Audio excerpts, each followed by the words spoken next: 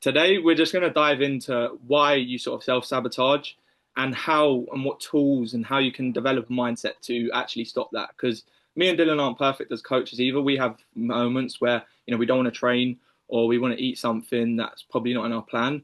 But the majority of the time, we do have the mindset now to do things that can help us. And that's what we want to pass on to you with this topic today.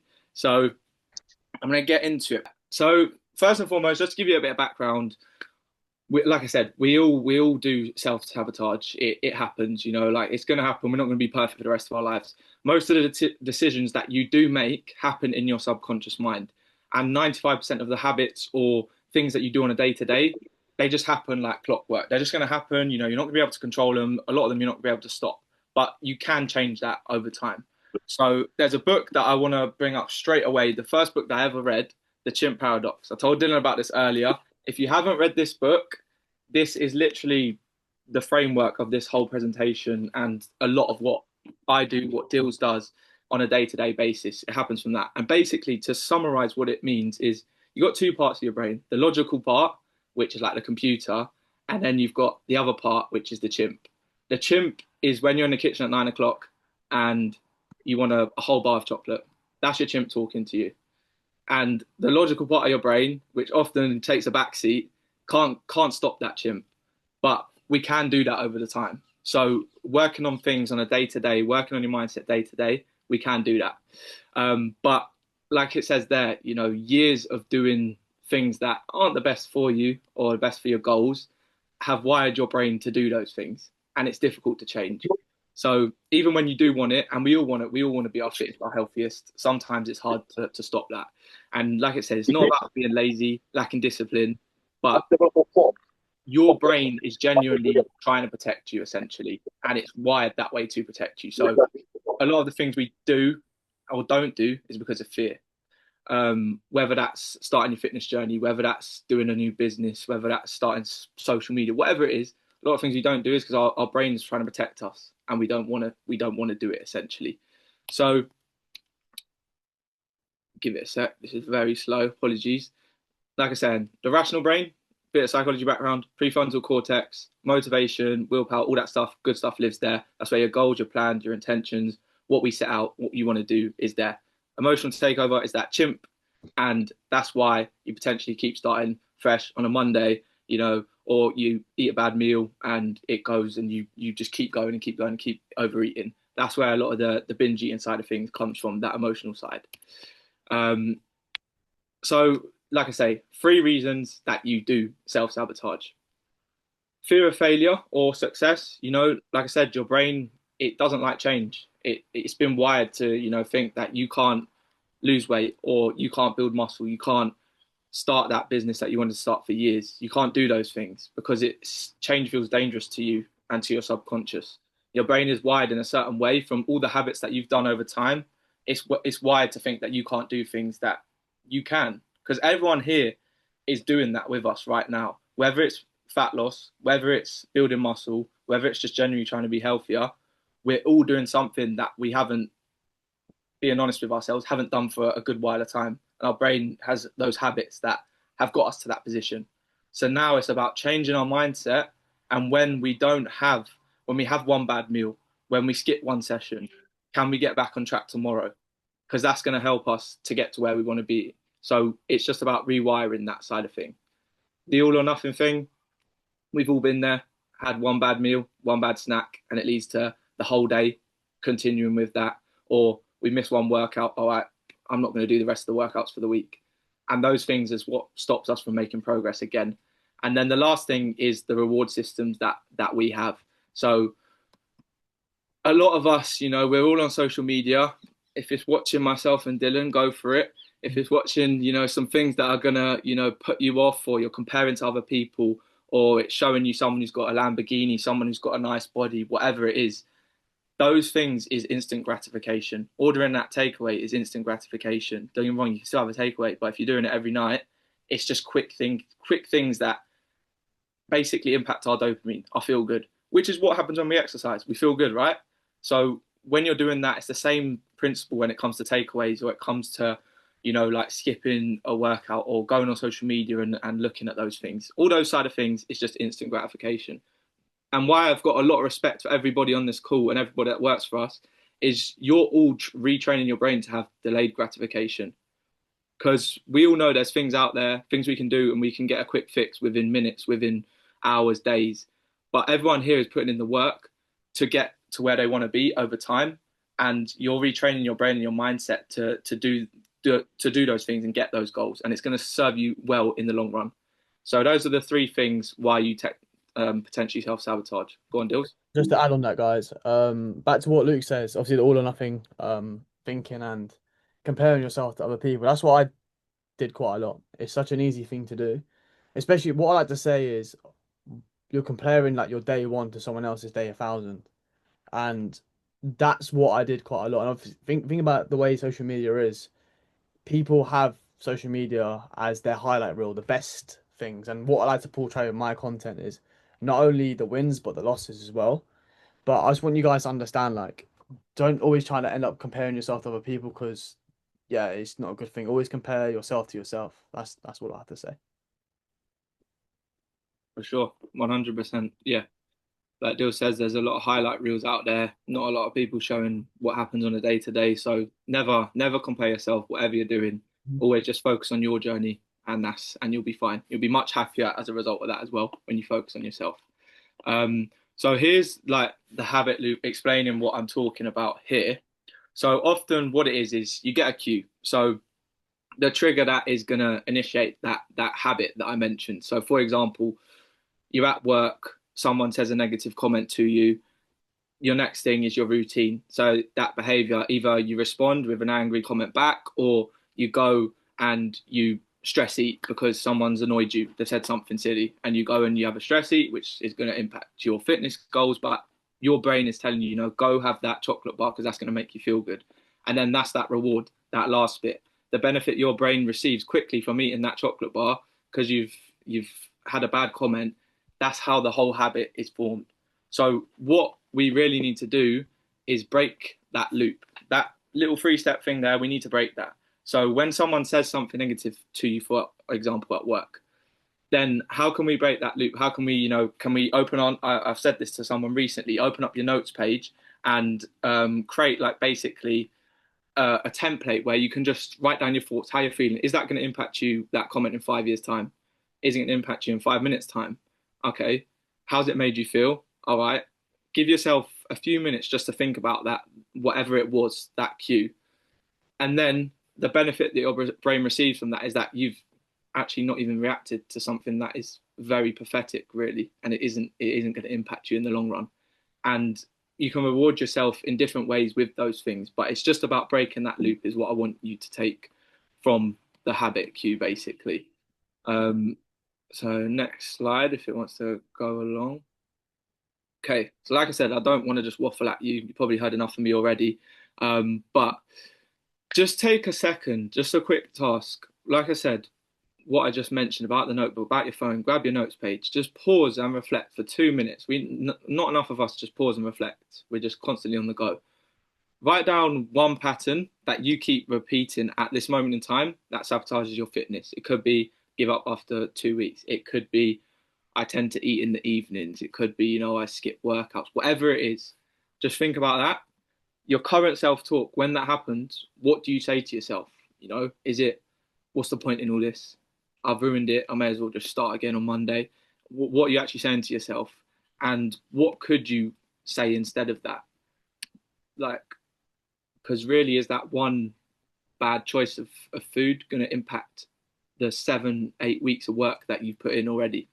There's just a couple things that you can take on board to start with. So the first one is reframing. So you might have heard it before, reframing from a fixed mindset to a growth mindset.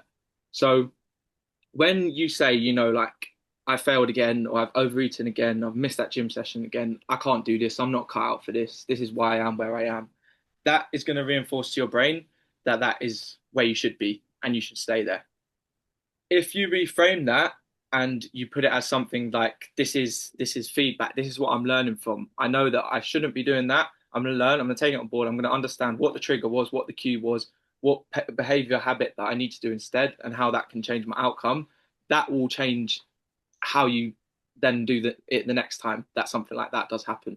So reframing it, because it switches the brain into that problem solving mode, instead of that self punishment, it's now solving the problem, which is holding you back from where you want to go. So reframing and using that growth mindset rather than a fixed mindset is the first thing you can do. And then another one that you can do is it's called identity anchoring. So I don't know if any of you have ever read a book by James Clear. It's about habits and all that. If you haven't, I'll put it into the chat after as well. But basically, identity anchoring is essentially, for example, if you're someone who wants to become a millionaire, if you're waking up every day and you're sitting and scrolling on your phone, you're watching Netflix, and you're not doing anything to become that £1 million person that you want to become, then you're not going to become that. Whereas if you're waking up every day and you're working hard 8 hours a day, you're doing the tasks that need to be done to get there, you're you're behaving like £1 million person.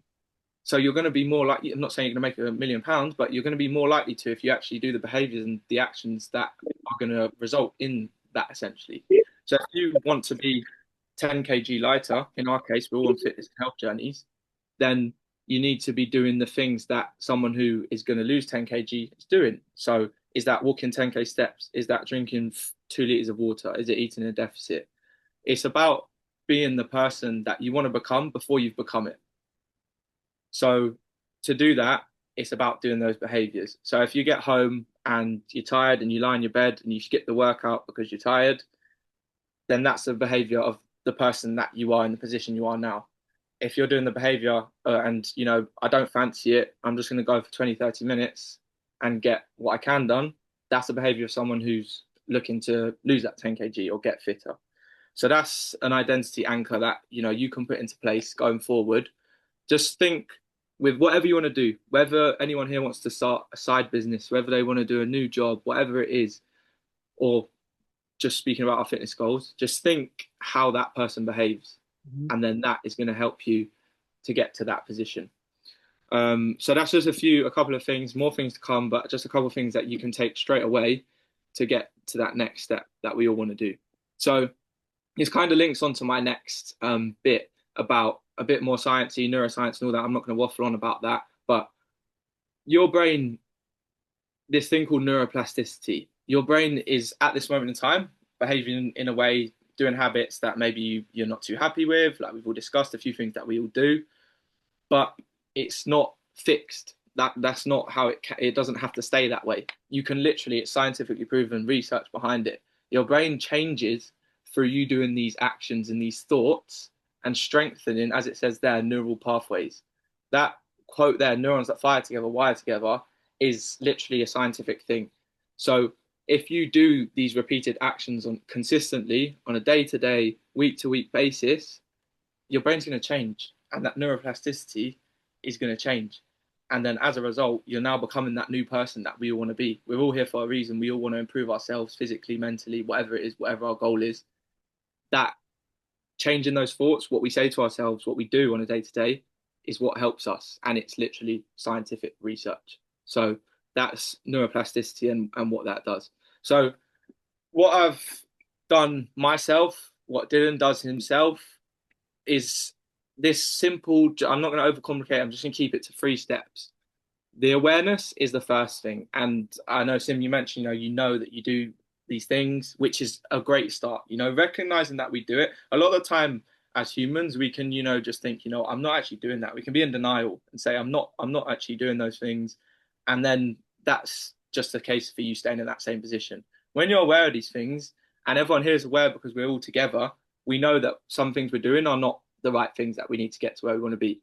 So spotting those triggers, those patterns before they take control, and before that chimp that I mentioned earlier takes control, is where the system starts. So I always say like journal, things like that. But as I say to a lot of people in check-ins is that, journaling might work for me, might work for Dylan, might work for Premal, but it might not work for you. So find the thing that, you can do to notice self-sabotage, whether it's calling up a friend, I've done it again, or going for a walk and clearing your head, like, okay, I did it, cool, all right.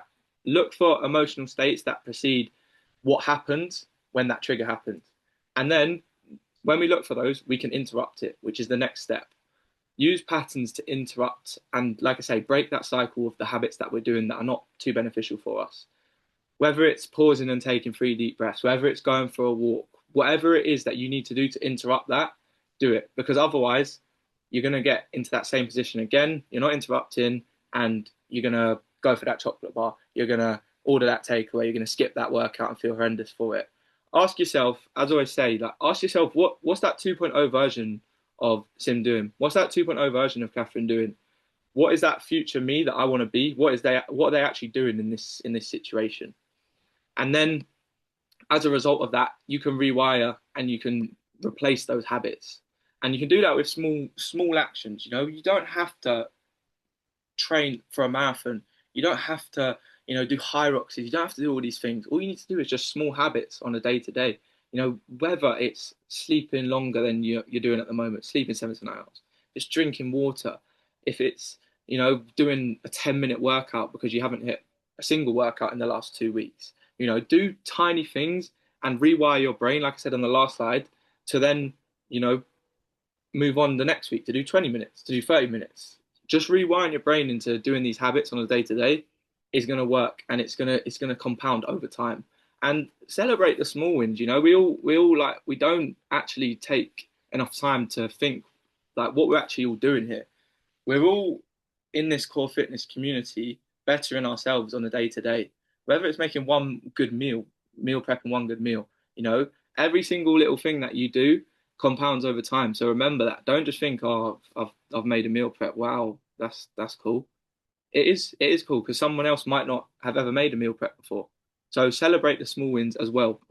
Um, so that's three step: awareness, interrupt, rewire. And we've discussed it quite a lot on this call, which I'm glad that people are agreeing. Consistency over intensity. So don't chase, the whole 7 days of this week is not going to be 100% perfect. You're not going to hit every single workout at the time that you've set out. You're not going to eat in your calorie deficit, in your calorie surplus, whatever it is, 100% to the T, to the macros, to everything like that. Just be consistent with the things that we know we need to do. And those things over the week are going to allow you to make progress. So just be consistent with everything that you're doing and the good things, and it will help. 80%, 80-20 rule, food, exercise, whatever it is, I always bang on about it. There's only a couple more slides left, so don't worry. I'm not going to keep waffling on. So actually, last slide even. This is just, I've done a limiting beliefs, self-sabotage today. It's just the start of the mindset journey that we're all on here. Because yeah, we're all on physical journeys. Yeah, okay. But it all starts with your mind. And if you all come out of the journey with myself and Dylan, losing 5-10 kg, absolutely brilliant.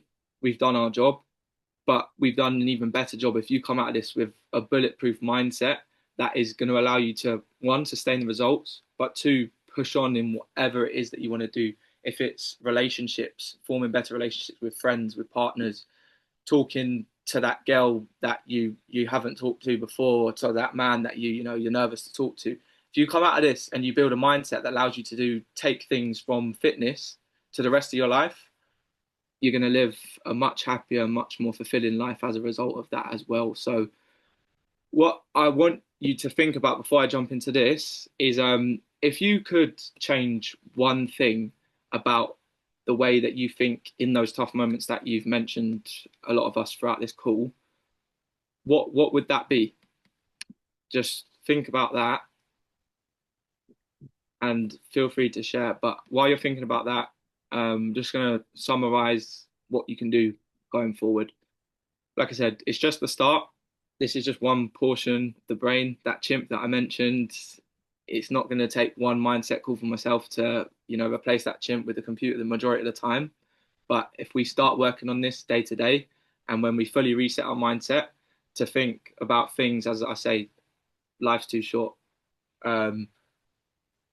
What does it matter what someone thinks of what I'm doing? Comparing to other people. Why am I comparing to them? Once we can master those things, it's going to be a much more fulfilling life, like I say. So choose one tiny habit to implement immediately after this presentation. It's all good me saying all these things, but action speaks louder than words. So we need to put it into practice, whether it's journaling 5 minutes a day, whether it's replacing those negative thoughts, reframing, building that new identity, that new identity that I discussed, the identity anchor. Reflect more, reflect a lot more. Take 10 minutes, even an hour, take 2 hours, whatever you need on a Sunday to just review how you've adjusted and what you've done since this call, since setting this new action step.